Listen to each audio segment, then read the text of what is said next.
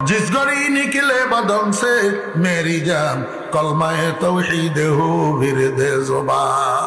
আয় আল্লাহ, যেই মুহূর্তে আমার শরীরের থেকে আমার জানটা বাইর হবে, যেই মুহূর্তে আমার শরীরের থেকে আমার রুহটা বাইর হবে, এই মুহূর্তে কালিমায়ে তাওহীদ লা ইলাহা ইল্লাল্লাহু মুহাম্মাদুর রাসূলুল্লাহ, এই কালিমাটারে তুমি আমার মুখে জপ বানাইয়া দিও। জপ জপ, আমি এই কালিমাটা জপিয়া জপিয়া যেন রুহটা তোমার কাছে সফরদ করতে পারি।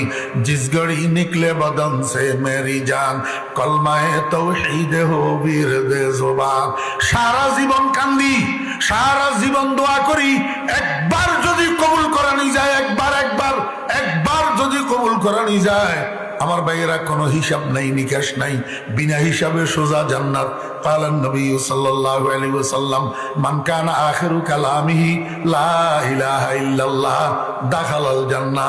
আল্লাহর হাবিব বলেন, যে ব্যক্তি দুনিয়া থেকে যাওয়ার সময় শেষ কথা লা ইলাহা ইল্লাল্লাহ মুখের থেকে বাইর হয়, লা ইলাহা ইল্লাল্লাহর পরে আর কোনো কথা মুখের থেকে বাইর হয় নাই, আল্লাহর হাবিব সাদেকুল মজদুক, সাদেকুল মজদুক, সারা বিশ্বে এত বড় সত্যবাদী জমিনে আর পয়দা হয় নাই, হবেও না। মুহাম্মদুর রাসূলুল্লাহ সাল্লাল্লাহু আলাইহি ওয়াসাল্লামের জবান, রাইফেলের গুলি মিস হবে, মুহাম্মদুর রাসূলুল্লাহ সাল্লাল্লাহু আলাইহি ওয়াসাল্লামের জবান মিস হবে না। আগামীকাল সূর্য উদয় মিস হবে, আমার নবীজির জবান মিস হবে না।